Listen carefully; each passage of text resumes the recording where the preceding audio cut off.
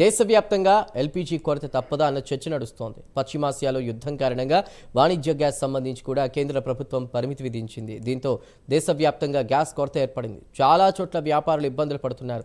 కొన్ని చోట్ల శ్మశాన వాటికల్లో గ్యాస్ ఆధారిత పనులు కూడా ఆగిపోయాయి. తాజాగా బెంగళూరు హోటల్స్ అసోసియేషన్ కీలక నిర్ణయం తీసుకుంది.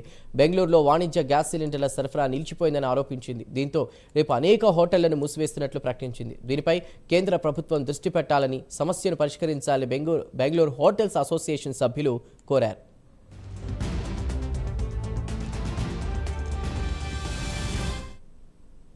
అంతర్జాతీయ పరిణామాలతో గ్యాస్లో ధరలు పెరుగుతున్నాయి. ఇక గ్యాస్ ధరలు సామాన్యుడే కాదు, శ్మశాన వాటికలు కూడా వణికిస్తున్నాయి. పశ్చిమాసియాలో భీకర యుద్ధం కొనసాగుతోంది. ఇజ్రాయెల్, అమెరికా, ఇరాన్ పరస్పరం దాడులు చేసుకుంటున్నాయి. అంతర్జాతీయ పరిణామాలతో దేశంలో ఎల్పీజీ కొరత ఏర్పడింది. మహారాష్ట్రలోని పూణేలో వైకుంఠధాంలో తాత్కాలిక సేవలు నిలిచిపోయాయి. వైకుంఠధాంలో గ్యాస్తో నడిచే దహన సంస్కారాలు నిలిపివేశారు సిబ్బంది. ఈ వ్యవహారం దేశవ్యాప్తంగా చర్చనీయాంశం అవుతోంది.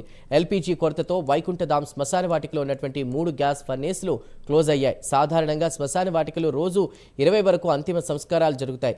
ఒక్కో మృతదేహాన్ని దహనం చేయడానికి సుమారు 18 కిలోల ఎల్పీజీ అవసరం అవుతుందని సిబ్బంది చెప్తున్నారు. కానీ ప్రస్తుతం అక్కడ కేవలం 2 గ్యాస్ ఫర్నేస్లు సరిపడా గ్యాస్ మాత్రమే నిల్వ ఉంది. ఈ క్రమంలోనే గ్యాస్ ద్వారా దహన సంస్కారాలను నిలిపివేశారు అధికారులు.